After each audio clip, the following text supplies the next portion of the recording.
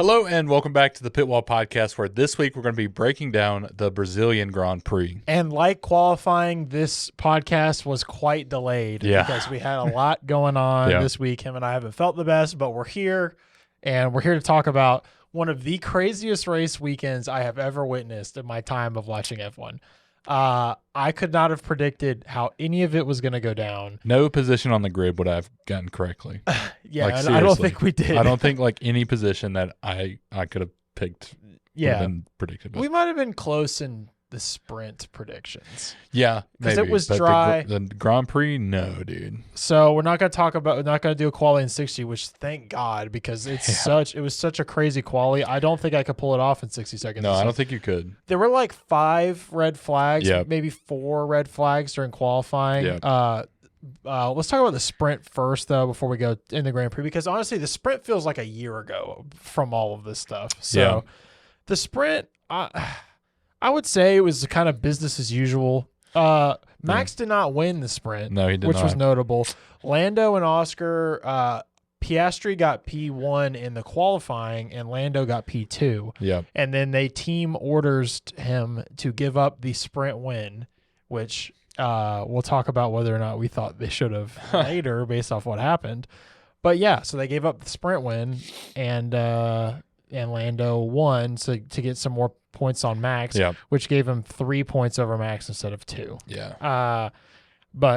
And then we go into qualifying. I don't really think there's anything else to mention about sprint qualifying or the sprint. Leclerc got 3rd, Max 4th. Hulkenberg DNF'd. Hulkenberg DNF'd. I forgot about that. Yep. That's also significant. So then in qualifying, they had to delay it, and they delayed it, and they delayed it, and then they just moved it to Sunday. Yeah. And they also shifted the race back, which means that qualifying started at 7:30 a.m. local, which was brutal for everybody involved. So, and if that wasn't enough, there were like 4 or 5 red flags. I can't even remember, even though I wrote it down. And basically the most notable things to happen is that Lewis Hamilton did not get out of the bottom 5. At his home race, he did not win the sprint. I don't even remember where he finished in the sprint. It was, I think, he got 8th. No, he finished 11th in the sprint. Yeah. It was, and I will talk about Lewis Hamilton more later, but Pierre Gasly got 15th. That's something to note. Checo and Max were both out in Q2. Is beautiful, but it ended up not mattering. But Max Verstappen was going to be on his toes, where with a 5-place grid penalty to start in 17th, while his championship challenger, Lando Norris, was on pole. Yeah. So this was like, holy crap. And all of us are thinking the Rebels not that fast. They might not even be able to get into the points, all this stuff. It's going to rain. They might crash in turn 1, and Lando could win 26-point swing. Oh my gosh. We're going to go into this with less than 20 points between the two of them for the rest of the season. Lando might actually win this championship. Yeah. So that was the stage that was set. George Russell was on 2nd. And that also is creating controversy that you may or may not even know about because of the Twitter that I'm on compared to the Twitter that you're on. Liam Lawson and Yuki 3-4. So Yuki started in 3-5. Yuki started in 3rd. So that was big for Yuki. So anyway, into the race. Who do you want to talk about first? There's a lot to talk about. We're not going to get to be able to cover everything. There's so much that happened. We can't talk about this. We normally just kind of brush through them, but there's actually some news about Stake for once, and that is that both of their drivers are no longer going to be a part of F1, or at least the current. It's not projected yet, but I don't really see them landing anywhere. I think Bottas is going to be a Mercedes reserve driver. Yeah, I mean have an actual seat, though. So they both announced, and Stake announced, that both of the drivers will not be renewing their contracts. We have, replacing Zhou, we have Gabriel Bortoleto. Gabriel Bortoleto. And then for Bottas would be Nico Hulkenberg. I knew how to pronounce his name, but I decided to let you suffer. Thank you. It's I was like, I've read it, and then I'm like, so we got a lot of rookies. This is going to be interesting, man. And there still could be, Colapinto could still theoretically, there are ways that Colapinto could get a seat. Yeah. So I'm starting to think he might not. I thought he was at first, but I think they care about Hajar more getting a seat at V-CARB. So the person that as always, that I keep expecting something to happen is Checo. Yeah. And we'll talk about his race in a minute. I want to save Red Bull for later. Yeah. Let's talk about Williams. Okay. Let's start with Williams. Yeah. Williams had an awful weekend. Oh, I forgot to mention, in qualifying, Colapinto crashed. Yeah. So that set up Williams to have to, and Albon crashed. Yeah. So they both crashed in qualifying. Albon's crash was so bad that they weren't going to be able to get the car ready. So Albon did not even start this race. So there's that. And then if you want to talk about Colapinto's race. So crashed into the wall under safety car, ended up DNFing, causing a red flag. It was bad. And it was hard. It was a hard hit. Just completely spun out while going not top speed, but pretty fast, because I believe he was trying to catch up to the safety car train and just took himself out. I mean, it was rough. I believe, if this is correct, that if Williams has another major crash, they will only be able to have one car the rest of the season. Really? Because of the cost cap. Oh, yeah. I believe that's what James Vowles said. So, and it might already be that case. They haven't officially, they're kind of being facetious a little bit, but I bet they have enough for one more. But if you get 4 crashes in a weekend, I mean, 4 crashes, or I guess 3. 3 and then 1 didn't start. Yeah. Well, yeah. So, no, Albon only crashed once. Yeah. Because I'm he didn't saying start. three crashes and then he didn't start. Yeah. So, man, that's bad news. Yeah, that's brutal. Especially because they just lost constructors' footing. Yeah. And so there's that. Let's talk about Ferrari, because they also had a little bit quieter of a weekend. Leclerc, I forgot to mention, Sainz crashed in qualifying as well. Yeah. And then how was his race? Yeah, he also crashed in the race. Yeah. So he lost grip, spun into the barrier. I mean, when I saw it, I was sad because of what happened in qualifying. I still have no idea. This has so many championship implications. Can you imagine this had been the last race of the season? Good Lord. this race, which when we talk about everything else, you'll understand. This race changed a lot. This race changed everything. Yeah. The Fire Nation attacked. Yeah, exactly. Well, I mean, Water Nation? The Water Nation? Yeah. The Water Nation. Yeah, the Water Nation. Yeah, their propensity to attack. Yeah, exactly. He's a lot of big words today. You mentioned Sauber, nothing to report really. Bottas P13.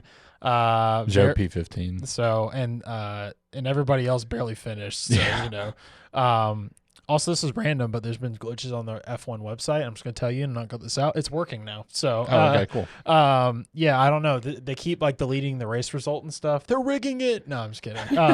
So Joe finished last.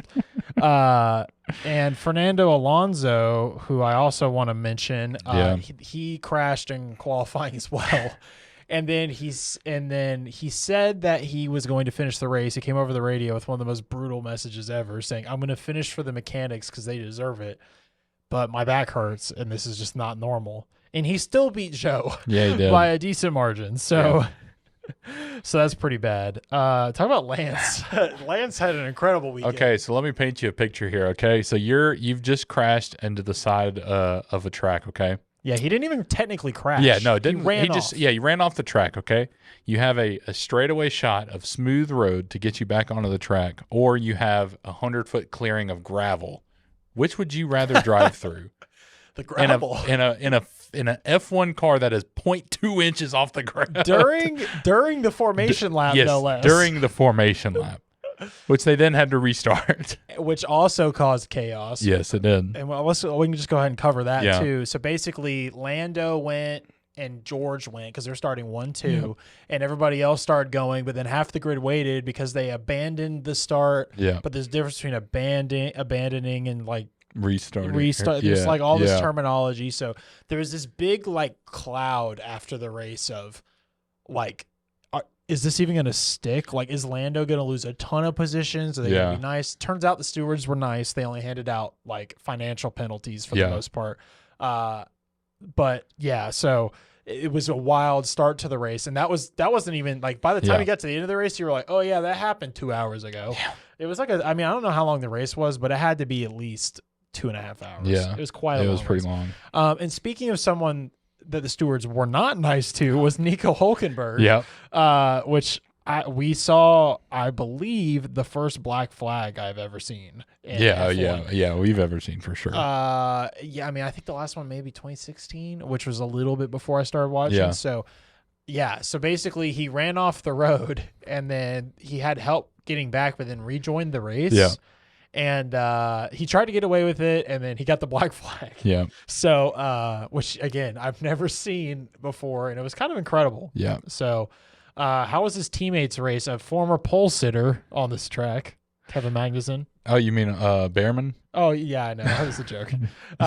Yet another driver change up for me, by the way. Yeah. Let's just get that out there. Cursed drivers. Behrman replaced Magnussen and grabs P12 in this race. So, like, not terrible. Like, he finished, and that's saying something because 5 others did not. Yeah, and also one of them didn't even show up to the track because Kevin Magnussen was sick.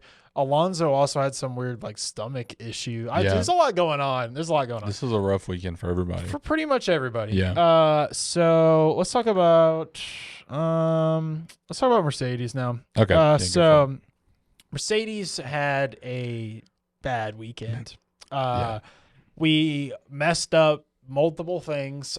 George Russell looked like he could have actually had a podium, but pitted at the wrong time, and George was screaming at them not to, and then they did it, and then there was a red flag, and bing, bang, boom, he finished in 4th. So, which, honestly, I'll still take for him. I'll still take it, considering everything that happened, the fact that he finished, the fact that he was P4, but at the same time, and this is where a big controversy comes in, Lewis Hamilton, who did start P16, finished P10, which was not great. Yep. And this really hurt. This really hurt to watch. I mean, it's his other home track. I was saying it's his last home race with the Mercedes. Really, I mean, at his post radio comments were basically like, "Well, that's the way it ended. That sucked." Like he doesn't even count the next 3 in his head. Yeah. Even though Vegas is one of the races he wanted the most, but he thinks that's going to be worse for them. Which I don't know how he could be finished worse than P10 other than disqualifying. Yeah. I can't think. There's like 1 or 2 times Lewis. I mean, he had the worst race possible. He still scored a point for him. Yeah. So, but there's a lot of controversy going on in the Mercedes world of fans because people keep putting these 2 images side by side of places where George and Lewis are the same amount of tire and all this stuff. And Lewis is driving his steering wheel and like turning it like crazy and it won't stay on the track, kind of like Alonso was doing. And George Russell is like totally fine. Yeah. And everybody's like, is this just them only getting one car set up properly? Like all this stuff. And this has been going on for a while. People thinking that, they're intentionally sabotaging. Remember, they had to call the police. Oh, yeah. Intentionally sabotaging Lewis, like all this stuff. And I don't believe it. I believe there's a possibility they didn't get that car set up right between all the stuff that was going on.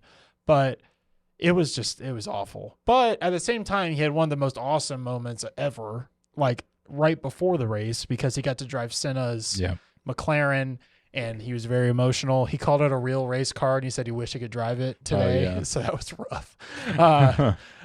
So he's talking about thinking about his future. So I mean, his sights are Ferrari now. Like it's over. Yeah. I did the math. Mercedes can neither gain nor lose P4. So it's like a full lock. Yeah. Literally, they cannot score another point. They'll get P4. No one can catch them. Yeah. So, and they can't catch anybody. Yeah.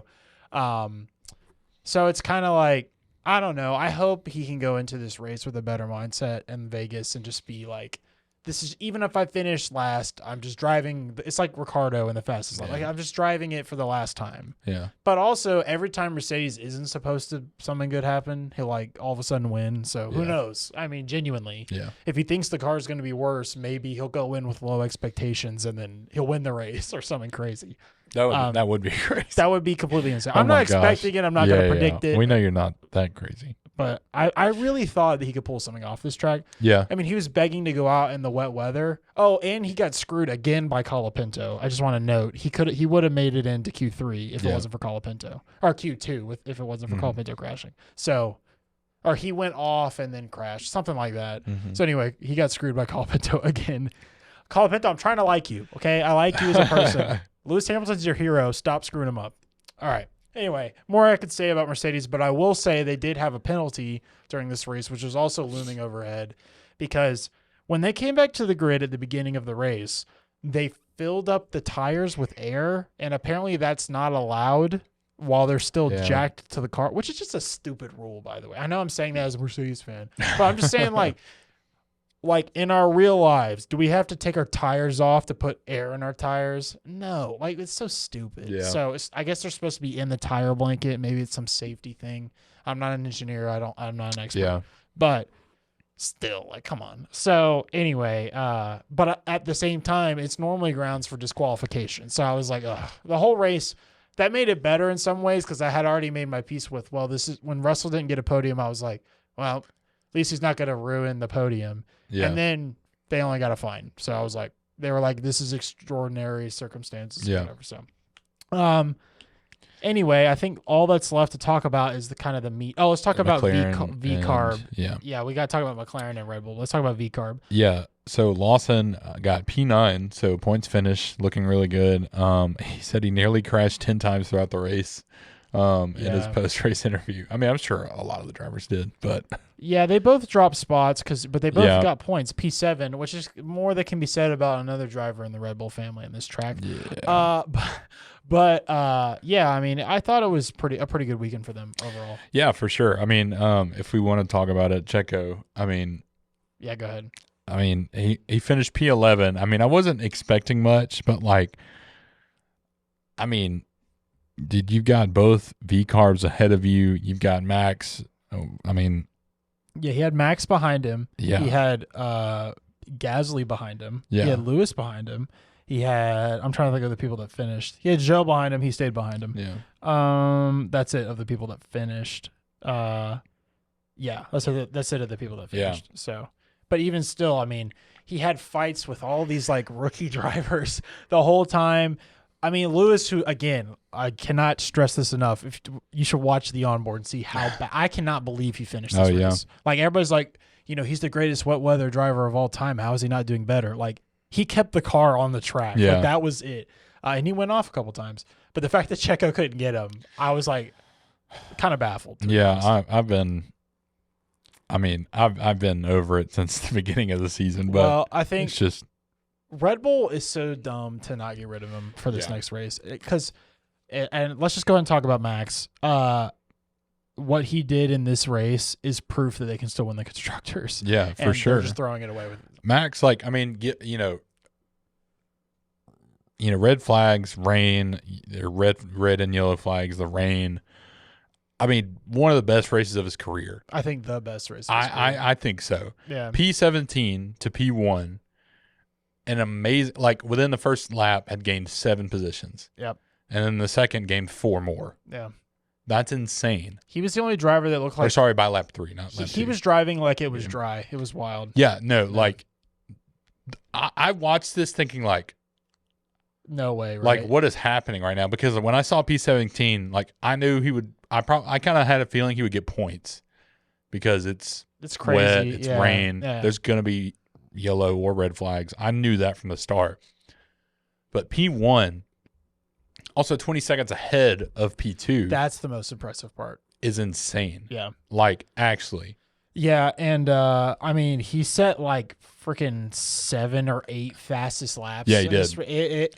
It's a wild race. I mean, this is like a masterclass of wet weather racing. Yeah, they were. I mean that wholeheartedly. Yeah, I completely agree. I was very impressed as well. Yeah. I mean, and we're going to talk about why I'm completely not rooting for Lando Norris at all in this. I mean, I get a little and lose a little something out of either win because if Max somehow doesn't win this championship, which seems impossible at this point, then he's not anywhere near close to Lewis's records. But, I mean, this race was ridiculous. Yeah. I will say, and people are going to disagree with me, and they're going to look at my shirt and say, oh, but I do not think this was as impressive as a win as Lewis's in 2021. And that's a big debate, but here's my reasoning. Well, Lewis's wasn't in the rain. Lewis was not in the rain. There were no safety cars, no yellow flags. Yeah. He started from 20th in the sprint race and finished 5th in the sprint race. Yeah. Like, that is more positions than Max gained because it's the same amount because there were no 2 cars that are starting. Yeah. I'm not trying to disqualify this at all. These are like, we're talking about races that are in the top 5 of all-time wins of the sport. Yeah. Okay, so like if we got to distinguish them, and the statistics would say that Lewis is probably not in the fastest car. Yeah. So neither was Max. Yeah. But then Lewis got another penalty and had to start from 10th in the race and won in dry conditions. Yeah. So I mean, everybody's going to argue depending on what they think. But I mean, this was absolutely crazy. This was like, I love seeing Max. Like, normally he gets out of the car. He's like, yeah, great job, everybody. Like, Max was actually celebrating. Yeah. This is like, I could see him. I don't think he thought he was going to win another race this season. I could see, me neither. And I could also see him saying something to the effect of, I'm not saying it's going to happen, but if he retired at the end of the season and said, I had my best race, I want to end on the top, I would be like, yeah, that tracks. Yeah. So freaking nuts. Now let's talk about somebody that completely blew their race, and that's Lando Norris. Just McLaren in general. So Lando Norris started on pole, and guess what? In the first corner, he lost the pole. And the man finished in P6. He went from pole in the fastest car by far in every session before this to P6. Yeah. And he went way off at one point. There's this really famous picture now of Max overtaking Ocon to take the lead. Meanwhile, Lando Norris is going straight off in the background. Yeah. Lando, like, this is embarrassing. I don't care how bad this was, but Mercedes was in the lead at one point. Ocon, we'll talk about Gasly in a second. Yeah. Ocon was in the lead at one point, and he just never made any impression. Yeah. He completely threw away his championship chances. Yeah, for sure. And made Oscar Piastri give away a sprint win, which he only has like one. Yeah. And who know, again, it's like I always say, who knows what's going to happen to you? Like, maybe McLaren's going to come out with the 8th fastest car next year somehow and never win a sprint again. That could have been Oscar's last chance at a sprint win in his career. Like, you just don't know. Yeah. So it's horrible. Horrible. Yeah. Horrible. Piastri was P8. So, I mean, it's rough for McLaren. It's like they're just slowly fumbling their season, dude. Yeah. Like, Constructors is still, like, in their hands for now. So they scored 12 points total on this race, and Leclerc scored 10. So they made up only 2 on Ferrari, which is like keeping it in touching distance. Yeah. Ferrari 593 minus 557, so it's still very close. Yeah.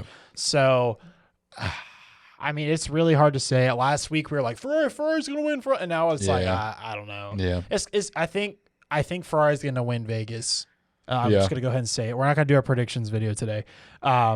But I think Ferrari's going to win Vegas. But this is just detrimental. Yeah, I agree with you, by the way. Yeah, you think Ferrari's going to win Vegas? Yeah. So this is just detrimental. And even still, Red Bull is only 13 points behind Ferrari. So all of this is like completely to play for. I mean, they have a chance at Vegas. I mean, Norris crashed out. It's true. So that means, Leclerc and Sainz have more experience. Dude, McLaren could. Do you realize that there's a. Actually, I don't know if that's mathematically possible. What, I was going to say if McLaren could finish third, but I don't think that's possible. I don't think so. No, I think they would. I think they would pick points off each other, because if Red Bull got a 1-2, then Ferrari wouldn't. Yeah. So unless they crashed, that's the way. That's how it happens. Yeah, that's true. If they get 0 points. Yeah, for an entire weekend, yeah. Could happen. That could actually. Except if Red Bull doesn't replace Checo. Then it's not going to happen. It doesn't matter if Max does what he did this weekend and drive as the best he can. You're going to get 26 points instead of 32 points, or however many. Yeah. More than that. 36 instead of, or 26 instead of 44. Yeah. So. It's insane, dude. I can't wait for the day we get Lawson up in there. I don't know, dude. It might not happen. I'm serious. It might not happen. I don't know what stranglehold Checo has over it, but if not now, when? Over the winter? Yeah. That if he is in that car starting next season, it's over. Yeah. It's over. Yeah. Especially with the new regulations in 2026. Yep. Yeah. It's over. They're throwing away their chances at another championship. And I mean, Lewis is chomping at the bit, bro. Yeah. With this Ferrari. Yeah, for sure. So if he can drive it. Yeah. Since, Ferrari's been like, outside of this race, because this was a crazy one, like Ferrari's been kind of getting their crap together. And apparently, Fred Vasseur said that they haven't been developing at all for this season. That's why they haven't brought anything. So they're putting all of their money into next season. So, like, sorry, Carlos Sainz. But they could finish in P1 and not even have tried to develop. See, that would be crazy. So they could come out. They legit are trying to come out with the best car in the first race, and I'm getting so hype about it. And apparently McLaren is doing the same thing. Really? Well, not because developing as much. Yeah, because they said that the championship wasn't even their focus this year. Of course. Yeah, that's what I would. That sounds like damage limitation to me. Yeah, no, for real. We haven't even talked about the craziest part of this race yet. Yeah, well, I was saving it to the end because we got to. Yeah. Oh, I got to say one more thing about Lando. I got it. Again, I am sitting here defending Max. Like, seriously. Yeah. Think about how astronomical this is. Friggin' Lando said that Max won only because of luck. Yeah. Only because you cannot make up 17 positions only because of luck. That does not happen. There is no way that happens. Yeah. Or 15, whatever. Yeah. That does not happen. You can make up 5, 7, maybe even 10. Yeah. But that does not happen. Yeah. And there were plenty of people that could have won, including himself. Yeah. And by the way, Lando Norris made one overtake the whole race, and that was when Oscar Piastri let him by. That is it. Oh, man. That is it. One overtake. And he had to be given it. Here you go. Come on, you got it. Unbelievable. I wonder arrogance. how mad Piastri is. It's like Max. I think I said this before. I think Max had mitosis, and most of his bad qualities went to this new being called Lando Norris. Like, and you even said it the other day. You were like, I used to be such a Lando stan, and now it's like we can't. None of us can stand him. Yeah. So, I mean, it's. I can't anymore. So anyway, let's talk about the craziest part of this race because it deserves its moment in the sun. You take it away. Yeah, P2 and P3 of this race we haven't mentioned yet because it's two names that I never thought I would see again in conjunction for Alpine and a podium, which would be Ocon and Gasly, P2 and P3. I mean, what? I mean, like, come on. That is, if you had asked me any team to be on the podium this season, I would have listed all of them first, except for Sauber. No, Sauber would have been last, but ninth would have been Alpine to have a double podium. Like, I don't understand. This Gasly came from P15, dude. Yeah. P15. Ocon getting it was kind of like, I mean, he didn't have the greatest qualifying, but he looked strong the whole weekend. Yeah. Alpine has looked like a bag of crap for the past months. Also, I lied. He got P4. So, like, again, he was in position. Yeah. But still, like, I know this is a crazy race, but like, this is not normal. No, and again, I mean, some people handed it to them, but they were in the position, and Ocon led for like a minute there. Yeah. And I was like, is Alpine going to win this race? Like, no way. Yeah, dude. This was so happy. Insane, yeah. So, Ocon finished like 19 and a half seconds behind Max, and then Pierre Gasly was like 2.5 seconds behind him. Or, sorry, just 3 seconds behind him. So, like, dude, they were close with it. And then, I mean, George Russell was only a second behind Gasly, so I mean, it was a pretty tight finish for two through like 5, I think, or 2 through 4. Yeah, I cannot believe this happened. Yeah, and they were like smiling and hugging on each other. Ocon and Gasly, they hate each other. Yeah. Isn't that incredible? Yeah, one of them posted something that was like you don't know us like truly or something like that. Well, they said that there's some story from their past that they'll never share. Yeah. And I'm like, what is the story? Tell it. Come on. Yeah. I don't know. Dude, they're saving it for DTS. I'm just kidding. Dude, did one of them like sleep with someone else's girlfriend or something? Like, what happened? I got. Oh, you're talking about like the drama. Yeah, the drama. Oh, okay. Yeah. I want to know why do they? Because there's a secret past between the two of them. Yeah. I mean, there's like other things, but there's something that started it. Yeah. And no one knows. And one day we'll find out. By the way, they were happy as crap, and they moved up to 7th in the 6th in the constructors. So they jumped a huge amount. Everybody else suffered, and the fact that they could theoretically. Last week I was saying that Haas was going to do it, but they severely disappointed me. But I mean, they're only 39 points between Aston. It's within touching distance. Yes, it is possible. It's possible. It's not going to happen, but it's possible. Because Alpine has the second fastest car now, obviously. What's going to be funny is when they double DNF the next race. Oh, yeah. It just goes. But, I mean, Haas is only 3 points behind them, so there's a lot that can happen. Yeah. But what definitely can't happen is Sauber going anywhere. Dude, I mean, an entire season, you have 0 points. That's pretty rough. That's bad. That is bad. Think of all the opportunities there. Like even like in bad Haas years where like 2022, like in 2021, dude, like they at least had points. Yeah, let's look up Haas 2021 points. I'm curious. 2021 constructor standings. Oh, Haas had 0. Oh, really? Haas had 0. But they completely intentionally tanked that season for 2022. Oh. They used a 2020 car spec. Like I haven't really heard of Sauber being like, oh, we've got updates. Things are going to change. Yeah, and then in 2022 they had 37 points, which is like a respectable amount of points considering how that year went. So, yeah, I know. There's no Sauber news ever. They hire and fire a bunch of people. Yeah. So anyway, yeah, dude. This is one of the wildest races I've ever seen. It's gotta be up there. It took forever. Like oh man, it's a good thing they have a break until Vegas. So. Man, hopefully everybody can come back healthy. Yeah, no kidding. Or just keep Behrman. That's also true. Just I'm just saying, just he's better. So I mean I don't know where Haas finished last year at Haas, but it couldn't have been good. At Vegas last year, but it couldn't have been good. So yeah. But give me your winner and loser for this race. Winner is going to be Max. Winner is going to be Max for sure. I mean, you can't not give it to him. Best race of his career. I mean, P70 to P1. I mean, just insane. Loser is going to be his teammate for not doing that. For going backwards, losing out to everybody who was behind him ended up pretty much turning out in front of him. And it was just bad, man. It's just a bad look. I'm going to continue the Alpine hype train here for a second. Alpine finished 4th at Vegas last year. Ahead of Ferrari. Yes. Okay. Ocon got 4th. Well, so they were a little bit better last year. Yes. Ocon got like a few podiums. Yeah, that's right. He got a podium in Monaco. Yeah. All I'm saying, this is that race though where Pierre qualified in 5th, but Ocon so it was one of those situations. And Pierre was in 11th. So I'm just saying, man. I'm just saying.